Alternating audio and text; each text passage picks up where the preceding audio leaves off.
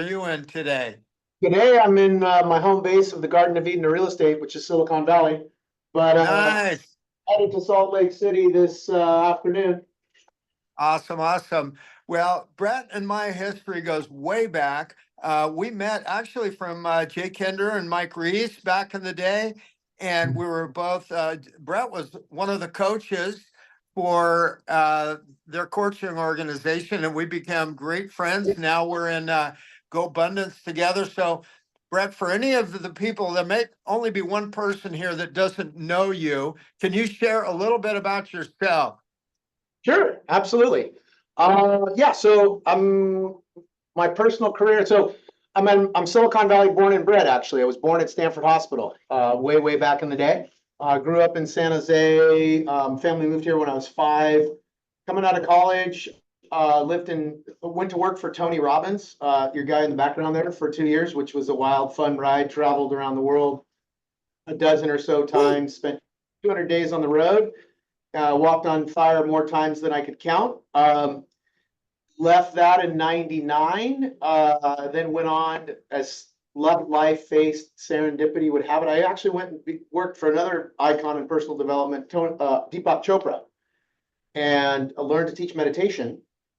Which, in hindsight, man, I think it really was a great skill set to add to our real estate business, because we deal with so much emotion, being able to ground people and like be the lightning rod to take in all their stuff. Because I got my real estate license 3 days before Bear Stearns collapsed. So I cut my teeth in the down market. Really, you could not sell real estate in that period. All you could do was help people. And that's what I built my business on. Went from solo agent to building a short sale processing company. Was doing a few hundred short sales a year. Became very attractive to investors. Partnered with an investor. Started a flip company with him, or actually, I started the real estate brokerage side. He was doing the flips.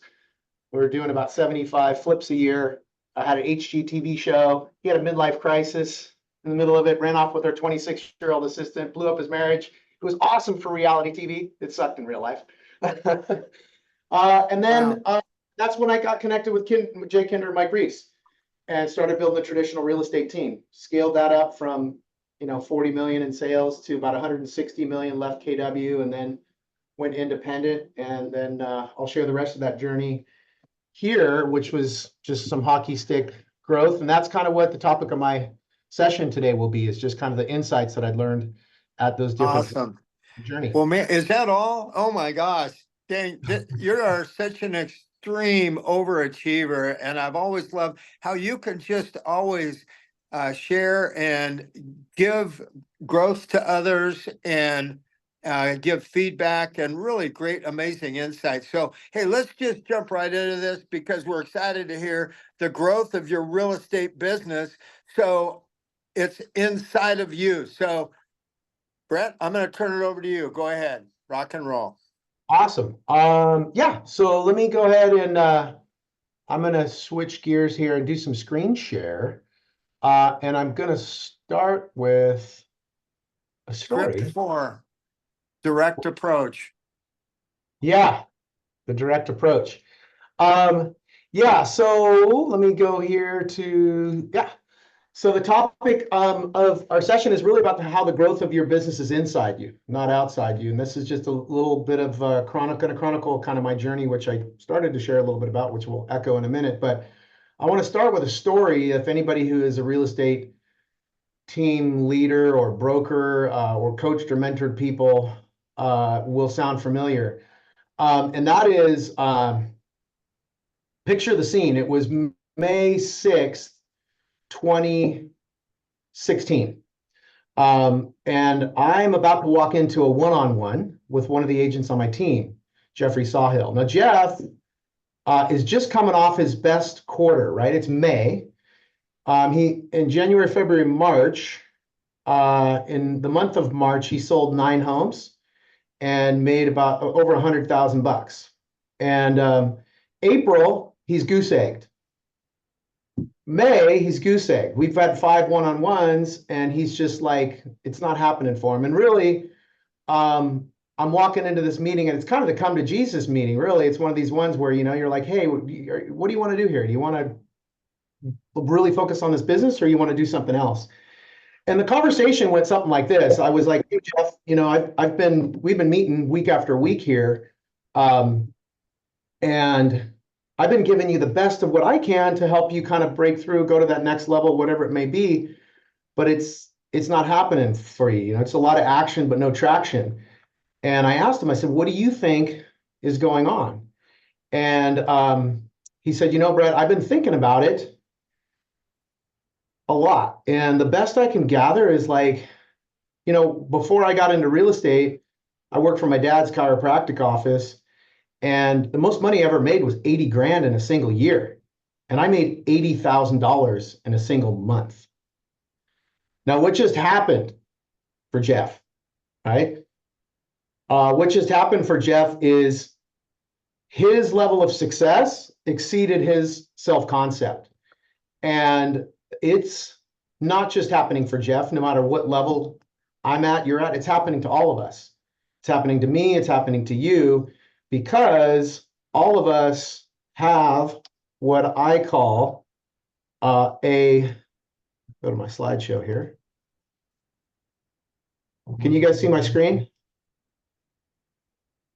Not yet. It was coming up, but we couldn't see the image yet. Great. There you go. Yeah. So all of us have, screen's frozen here. All of us have what I call a success thermostat, right? It's this unconscious idea of what we feel we're capable of. And as business owners, jump back in here.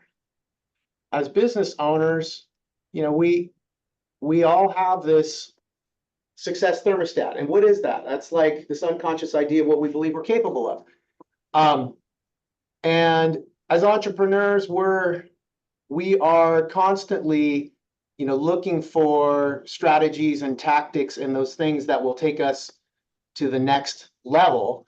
But it's often not the strategies and tactics, right? We're constantly looking on the outside of what that is, but it is on the inside, because your business ultimately grows to the extent that you do. And as business owners, we're all trying to accomplish more by doing less. Whether you start out as an agent, you hire that first assistant, you're getting leverage. Whether you are using your CRM to reach more people, whether you're building your EXP downline, you're getting leverage. And leverage is powerful. In fact, Archimedes was the first person who ever really articulated this concept, the Greek philosopher, and he said, give me a lever long enough and a fulcrum on which to place it, and I can move the earth. Now, the concept I want to open up for you all here in the next 35 minutes is that the ultimate leverage point is energy, because energy is everything. And that's not just a philosophical statement, right? Now, we can say, yeah, energy is everything. It's all about energy. But seriously, like the pinnacle of modern science, which we call quantum physics, right, will tell us this table that I knock on, that we think is solid, if we break it down to the molecules and then the atoms and then the subatomic particles, these things called protons, neutrons, and electrons, we think it's like a pebble and a grain of sand whizzing around it that makes this thing seem solid. But actually, when they really get down to it, even those things that the subatomic particles aren't particles. They're little packets of energy vibrating really, really fast. And what I want to assert as we walk through this and kind of share with you my experience is that the energy you create from determines the level of effort required and the order of your results.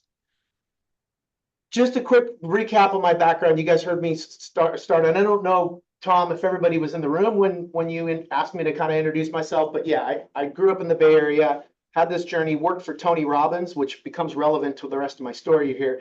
I left Robbins in 1999, went to work for this other icon in personal development, Chopra, started a financial services in 2003, sold it in 2006, lost all the money, got my license 3 days before Bear Stearns collapsed. And the picture you see there was literally like a week after I got my license. So my first little girl was born. And it was not a great time in real estate. But my early climb really was, I started at KW on a team. And my second year in the business in 2009, I started figuring out the short sale thing. In 2010, got to me and an assistant.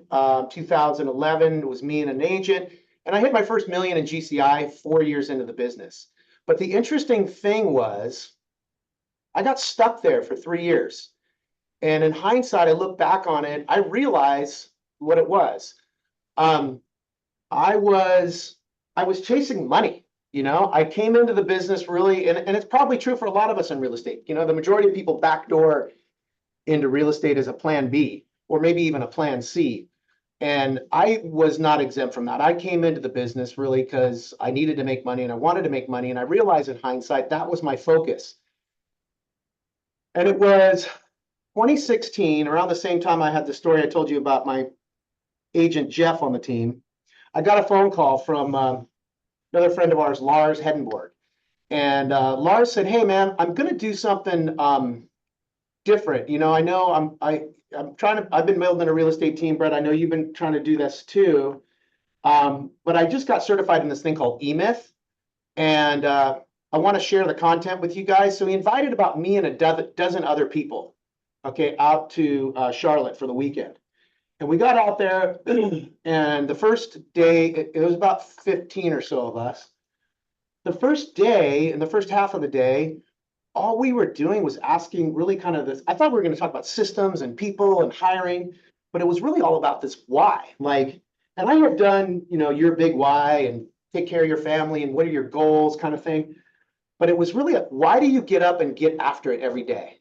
And that question culminated in an exercise, in a process where we asked the question, who's at your funeral? Like, it was this eulogy process. And it was like, who's at your funeral? Imagine you die, you're floating around the back of a church, synagogue, whatever. Who's there and what are they saying about you?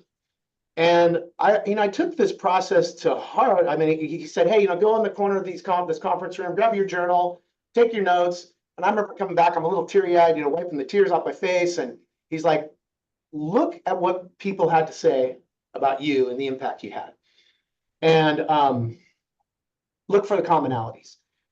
And so I did that. And the second question he asked, so that when I asked that question, and this is when in hindsight for me, and I'll show you what happened in my business afterward, is nothing short of amazing. And Mark Twain, the famous American author, had this quote. He said, "The two most important days in your life are the day you're born and the day you find out why." And that day was game-changing for me. For me, what came through when I looked at my kind of journal and what the different people said about me was live, love, learn, grow, help other people do the same. I'm like, okay, that's pretty cool. But really what was transformational was the second question he asked me. And that was, Brett, what does if that is who you really are, what does your business look like if you brought all of who you are to everything you do? And I was like, he's like, well, if you had all the money and time in the world, what would you do? I said, well, I'd probably be investing in real estate and be doing just probably like business and life coaching. And he goes, well, are you doing that now? And I was like, honestly, no. He's like, why not? Well, the people on my team, quite honestly, at the time weren't that growth minded. And it's like, okay, well, just be clear on that. And so literally, I fly home from Charlotte on a Sunday. I get home, get to the San Jose airport, turn my phone off airplane mode, and I'm checking my messages. And the first message is a guy on my team. And it's Steven. And he says, "Hey, man, I'm just leaving you a message letting you know I'm leaving the team." Okay, well, Steven was one of these what we call non-regrettable losses. Like somebody who you probably got to let go of, but you just haven't done it. And nonetheless, I was like, okay. Then I walk into the office on Monday morning and I get behind my desk and someone walks by and taps on the glass and says, "Brett, we need to talk." And this was Dave. Now, Dave was a good agent. And he said, "Hey, I just want to let you know I'm leaving the team." And in hindsight, I realized like the clarity of clarifying my personal purpose and asking this question, it was as if, it was radical. So my whole world started to kind of just shift on its axis. And it was as if God said, let me help you knock your sandcastle down and help you recreate something new. And this is what happened. So I really got clear taking that question of what my purpose was and what it looked like in the business. And for me, it was motivate, lead, and inspire to create people to create a better life through real estate for ourselves, our partners, and our clients we serve.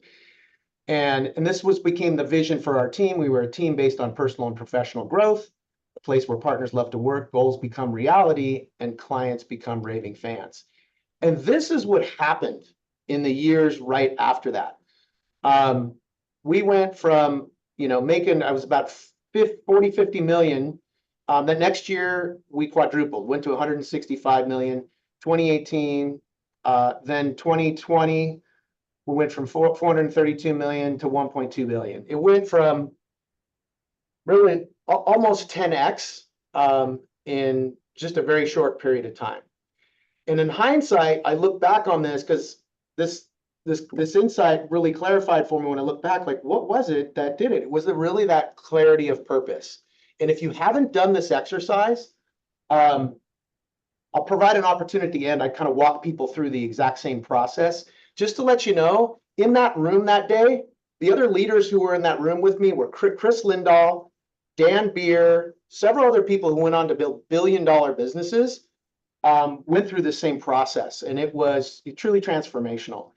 And so that was super powerful. And then, so I started coaching agents to this model. Many of you may have seen this before. When I was coaching with Jay Kinder and Mike Reese, we were literally brainstorming to build this model out. But it is just articulate the 7 stages of the real estate business.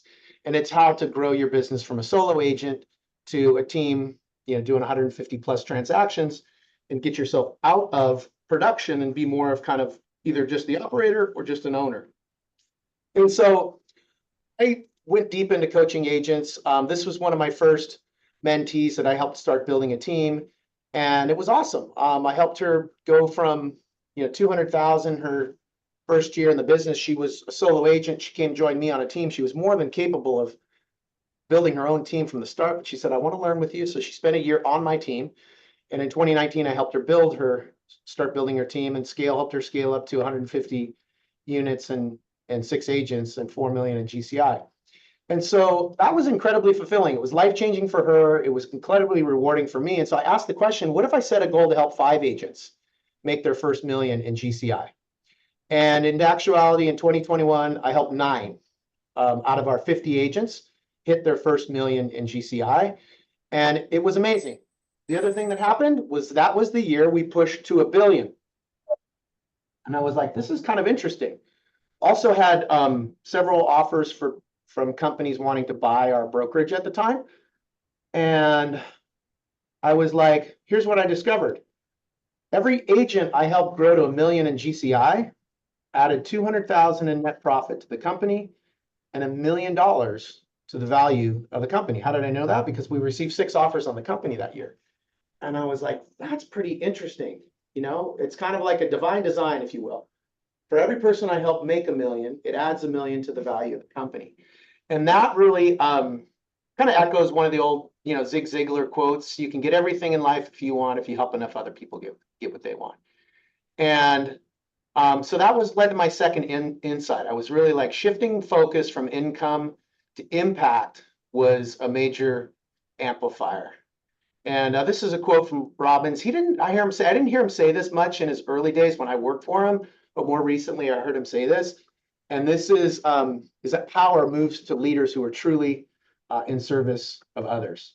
We got a great carpenter friend who lived a couple thousand years ago. He said, the greatest among you shall be the servant of all. And the servant leadership piece for me was like, wow, there's something really here. So I said, well, let me set a goal. If I want to build a $100 million company, let's focus on helping 100 agents make their first million. And I thought the journey was going to be like this cool kind of climb up the mountain, like this image you see here. And we're just going to kind of, now that I've got a quote all figured out, this is what it's going to be like. But in actuality, it was like this, over and over and over again. Why? Because we're dealing with people and helping our growth is dependent upon their growth. And when I step back and look at it, I was seeing my agents were getting stuck at two different phases on this roadmap to growth. You know, getting agents past that 2 transactions or into that 2 transactions a month and beyond, it was just like helping them and making sure that they were building that consistent habit of, you know, prospecting every single day, and that they, as I scaled and grew, I couldn't do the one-on-ones as frequently. And I was like, man, they need more accountability. At the same time, I had another group of agents, my team leaders, who were stuck in production. You know, they had a great business, they were making tons of money, but they wanted to exit production, but they just couldn't, let go and get out of production. And so as I was grappling with like, man, how can I help these people? I'm on a mountain bike ride on a Saturday, and something tells me like, you know what? Go back to the scale of energy thing that you were introduced to when you did this work with Chopra. And so I went back to pull this thing out, and I'm going to walk you guys through this. It's a very powerful framework. And let me explain to you. Anybody seen this before? The scale of consciousness or energy? Okay. All right, Dave's seen it. So let me lay out what it is here. It's based on the fundamental premise that everything we experience, both in our physical world and in our internal world, is vibrating at some level of energy. Okay, it's vibrating at some frequency, and that it is measurable. This particular body of work came from a guy by the name of Dr. David Hawkins.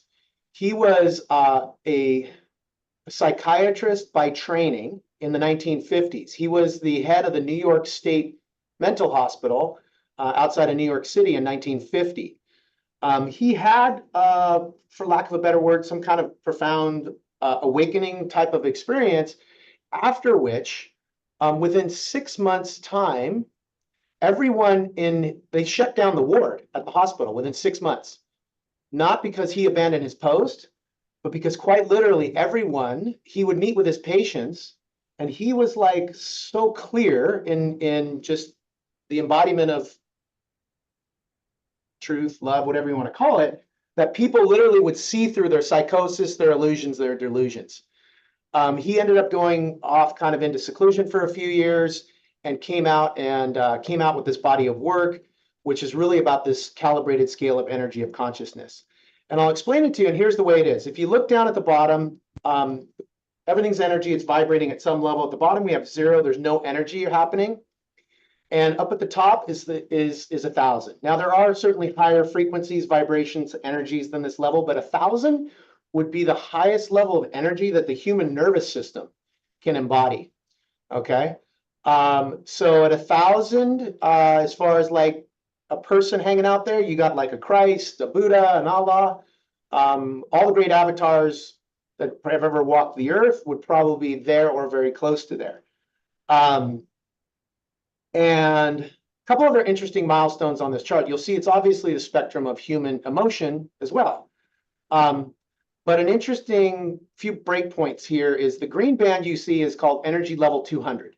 This is the energy of integrity.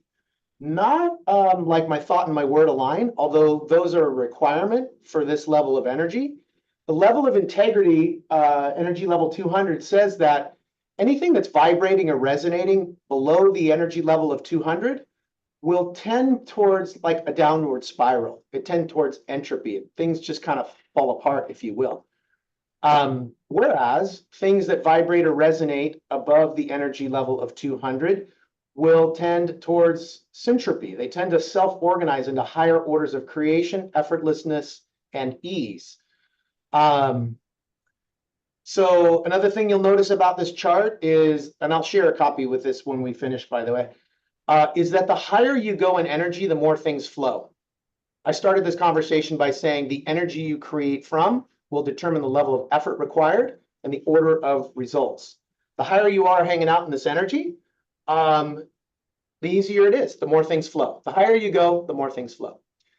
Another interesting milestone on this chart is energy level 500. If we go, courage is above 200, 250, neutrality 300, willingness 350, acceptance, reason and logic are in the 400s, energy levels 400 and above. If we were to calibrate some of the greatest thinkers of all time, you got like a Plato, a Socrates, an Einstein, they'd be calibrating at 499. What's interesting about that is that whole energy level of the top half of the chart is energy level 500 and above. 500 is where you enter the energy of love. There's a lot of sayings about life and truisms about life that land on this chart. We know you got to get out of your head to get into your heart. That love is not a faculty of reason or logic, but love is not an emotion. Love is an energy, and it's transformational. And the other thing about this chart is that the higher that you go, it's not a linear chart, meaning the energy level of 500, the level of love, is not 2.5 times the energy of 200. It's two to the 2.5 times to the 10th power. It's exponential as you go up. Interesting things that you see about life and truisms about life. You've probably all heard the saying, if somebody having some great success in their life and they're all claiming it with their ego, we call it the pride before the, maybe you know, the pride before the fall, right? And if you look where pride is, it's just below the level of integrity. How many of you guys saw the movie Forrest Gump? Show of hands. Yeah, how many love that movie? Everybody loves that movie. Why? Because it speaks to our soul. Why? And the question I have for you is, where was Forrest Gump hanging out? This guy, you know, if life is like a box of chocolates, Jenny could do no wrong, right? He loved Jenny. And if you look, what was his life experience? It was this. It was synchronicity, miracles, and extraordinary outcomes. That is what the experience of life or reality is when you're hanging out in that energy or vibration. So the question is, okay, Brett's talking about all this stuff, but how the heck does this apply to the business? So I told you I was trying to figure out how to get my agents to the next level. And I had agents who were stuck here, kind of trying to get them to that next level. And I'm trying to get them from the yellow, if you will, right, to the green. And I'm thinking it's something about accountability. And my intuition called me to go take a look at this chart and see if there was any correlation. And I put the two side by side, and lo and behold, I look and I said, okay, I'm trying to get them from the yellow, you know, to that next level, to the green. And I look at the yellow to the green, and it's the threshold of accountability. Interesting. Then I stepped back and I said, oh, I've got my high producers that I'm trying to get from this level, from the blue, if you will, to the purple, to get them out of production. And the thing that they're having a hard time doing is delegating and elevating. They can't let go and trust the thing. And so I look at this, and lo and behold, I'm trying to get them from the blue to the purple, and it's all about the threshold of trusting and letting go. And so in my experience, I go, wow, this is like a powerful framework to scale your personal growth as your business grows. And so let's do a quick self-assessment, because the question is, where we all have what I call an energetic or emotional home. You have a place where you predominantly hang out.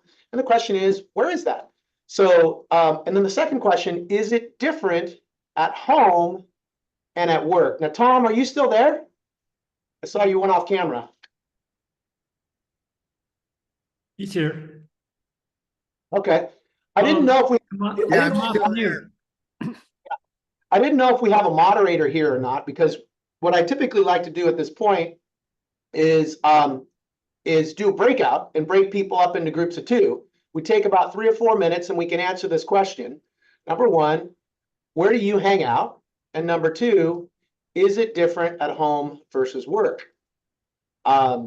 But Tom, if that's a little too complicated, what I'll ask we do is let's just take 2 minutes here, and I'll just ask that, you know, we'll take a little pause, grab your journal, and just look at this and write down, okay, where do you predominantly hang out? You know, Okay, everybody We write could it put down. it, Where, Brett, we could where do you put hang that out? in the chat. what's that? We could put the where we feel we radiate in Oh, the that'd be chat. great. That'd be great. Yeah. Just type it in the chat. Where do you hang out? And is it different? And someone, Don Yoakum asked, hey, did he write the book Power versus Force? Yes, David Hawkins wrote the book. So, yeah, type it in the chat. Where do you hang out mostly? Now, you're going to go up and down on any given day, right? And the question is it significantly different at home versus work?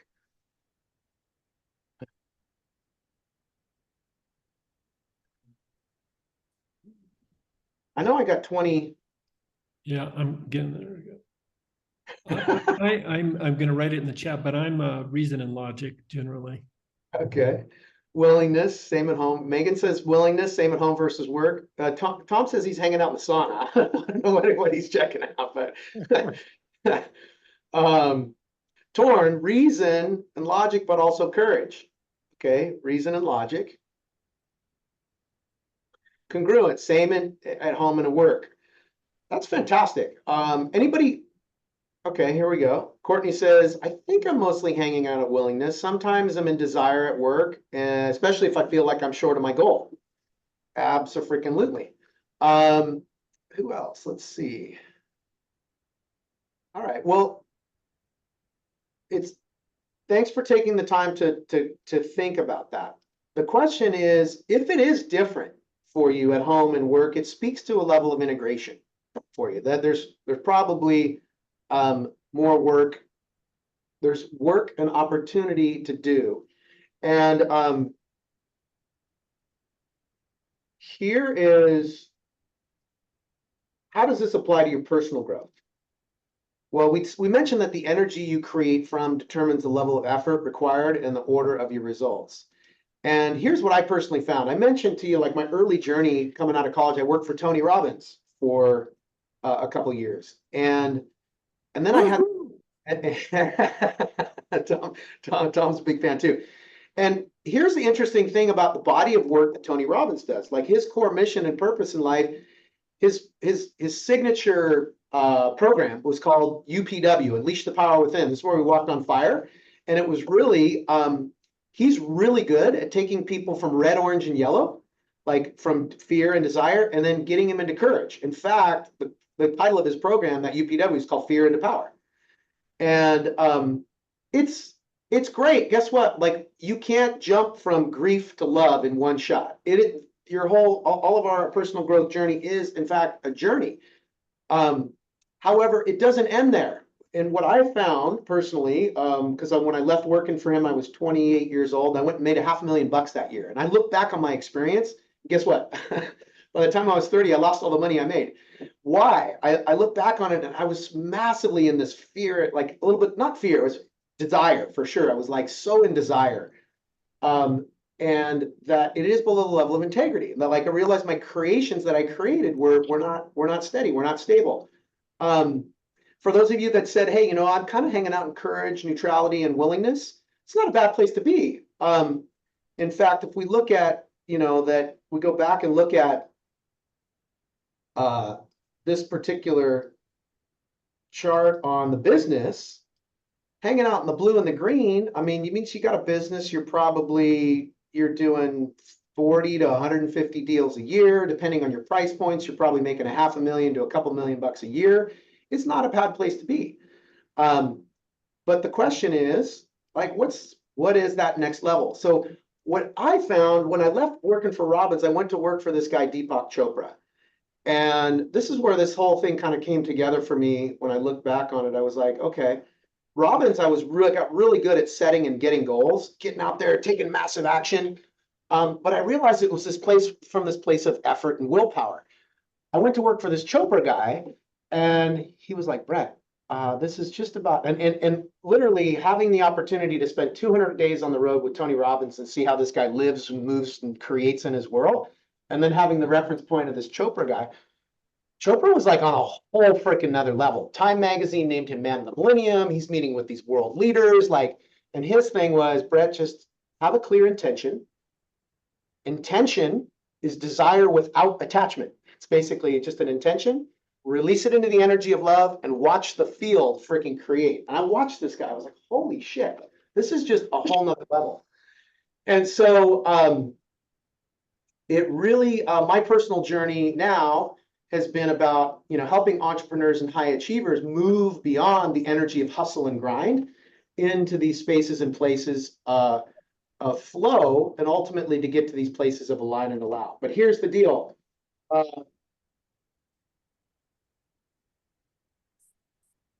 What I found with a lot of high performers, and this is what Tom and I discovered in our entrepreneurs group that we're in together, one of the guys who came into our group was a former chief learning officer for a major Fortune 500 company. And when he came into our group, we got guys, it's mostly men's group. So Courtney, don't feel any, don't take any offense to it, but he went in, he was totally curious. He went and interviewed, we got like 300 guys in the group. He interviewed like 50 guys and he came back, he's like, it's pretty interesting.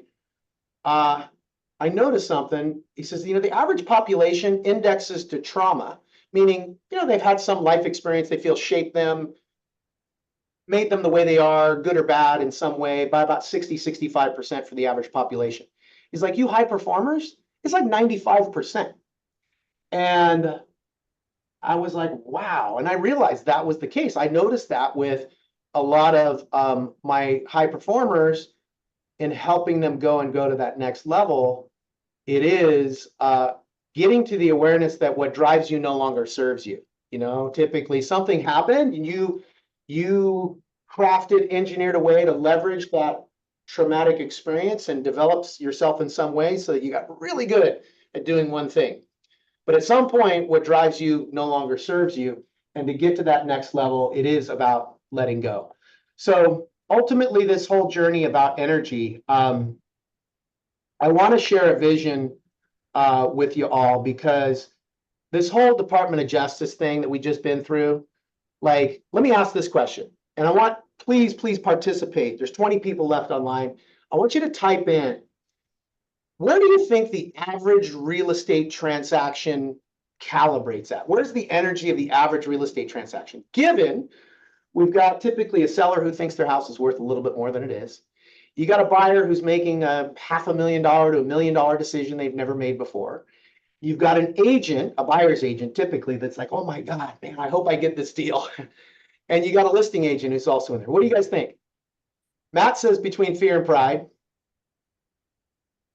Megan says fear and desire. Courtney says fear.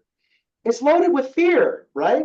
And no wonder if this is true, that the higher you go in energy, the more things flow. It's no wonder that it takes 43 people from 13 different industries to freaking drag a transaction across the finish line, But let me ask you all another question. How many of you done a transaction with a sphere of influence, somebody you know, like, and trust, they know, like, and trust you, maybe even love them? How did that transaction go? In most cases, it flows, right? I mean, it's interesting. I gave this talk in John Cheplack's group, and there was a group of ladies there, and we were talking all different types of lead generation. And these ladies were just sphere of influence only. They'd really done an amazing job of building predictable, scalable business through sphere of influence.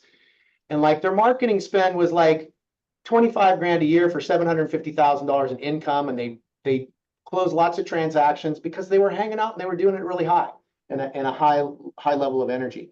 So here's what I want to invite as a vision. What would our industry look like if we could elevate the energy of the real estate transaction to the level of love? Right? I mean, we're in this DOJ thing because honestly, that's where we've been. But so that's as far as what my personal mission and for my personal business and my team and the company that I run is I'm inspiring our agents to come from the servant leadership place and really to elevate the level of real estate transaction to the level of love. So where do we go from here? It starts with you. And ultimately, I mentioned to you the most powerful part of my journey, if you will, starts with why. It's really getting crystal clear about your deeper purpose. And I can tell you your deeper purpose, it's not about, making money. And I mean, that may be a purpose, but that's not your deepest purpose. It's not about you ultimately. And so I have a gift that I want to share with y'all. This QR code will actually go to, if you scan it, it's going to go to an expired Eventbrite. But for those of you that are interested or willing, I teach a course really on how to scale a business more than how to generate leads and do such. How to scale a business around these principles. The course I deliver inside the platform that I'm a part of called Side. But one of the modules I do is on purpose, and I take people through this exercise. If you all want to go through that process, I'll connect with Tom and we will put something on the calendar. It takes about 60 minutes, but I'll guide you guys through that. And it is incredibly powerful. Like I said, it's the same process that Dan Beer and who's our Be Generous guy? I mentioned his name, Chris Lindahl, and several other leaders went through that have also scaled to $1 billion or more. But that would be my gift to you. I'm not looking for anything in return of it. But if you'd like to do that, happy to do it.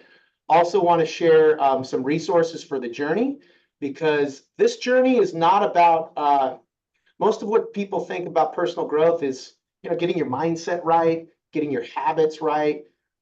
This is way beyond that, because mindset's great. It's great for creating results, but really what we're after here is heart set and soul set. If we look back on, this is another version of this chart. If you look back at this chart going from 0 to 1,000, the whole top half of the chart, all the power is in 11 above. And it's getting beyond the thinking mind. Meditation is a powerful practice. I've been meditating for 30 years. But these are a few great resources that these are books, obviously. If you haven't listened to The Surrender Experiment, it's a powerful book written by Michael Singer. I want to say he built a multi-billion-dollar company was created around him because he was on this journey. And really, this journey is about letting go. It's letting go of you are already an unlimited being, pretending that you're not. And this is just about letting go of all these ideas that you're not. Thoughts or questions? Great stuff. Thank you, Brett. Yeah. Remind us to come from the heart. Yeah. Yeah. Hey, Brett. I read Power versus Force by David Hawkins when I was building the Keller Williams Roseville office. And one of the things that I became mindful of is that I had a cumulative score in my brokerage, and every hire that I made would either elevate that vibration or it would degrade it, right? So it just made me more conscious of the people that I brought into our brokerage and world. And that office ultimately went on to become the most profitable KW in the country. So we had some good vibration. Yeah, we've got a good lineage of leadership from our old KW days. I know Mark Willis was a big fan of David Hawkins when he was in leadership there. Was deeply inspired by his work, and it's powerful stuff. It is really, really powerful stuff. It's not logical because it's you're going beyond the rational mind, but it is really about this journey of letting go and moving into more and more love. Nick says, interesting, I'm in a PhD program. My dissertation's on fear removal. It looks like I'm in the right room. Hey, Brett, the QR code that you had flashed on the slide, I think before or 2 slides ago, something like that. I clicked on it and it says the event has ended. It doesn't. So Tom, I'd be willing to do a session for those that are interested in the group. We can schedule that. Yeah. So just reach out to me if you're interested, and we'll get that on the books. Okay, we're running short on time. Brett, thank you so much. Appreciate it. And I love what you're sharing about, well, you started off with energy, and I love the quote, the difference between one man and another is not mere ability, it's energy. So this is awesome. Well, Don Yoakum, I know you've got an upcoming event next Wednesday. What's going on? Yeah, well, I know several of us had the great privilege of seeing Amir present AI in Cabo earlier this year. He did an amazing job. And since that time, he's continued to be a student of how AI can be applied successfully in the real estate arena. And so next Wednesday for Atomic Habits, he's shared with us his latest learnings, and he's just come off another training that he went through. So we're going to get it fresh, and I'm sure he'll do an amazing job. So please be here. I encourage your folks to be here as well, and we'll deliver the value. And Brett, thank you again for reminding us to come from love, baby. That's good stuff. Awesome. And then don't forget EXPCon. We'll go ahead and post that in the chat. It's coming up at the end of this month. And it just big things happen at big events. And it's just an opportunity for you all to grow. And it's also an opportunity to bring others to also grow as well. So thanks, everyone. Thanks, Brad. And like I always say, now you got your inspiration, time to put in the perspiration. So have a great day. Have a great week. Thanks, guys. See ya. Have a great one.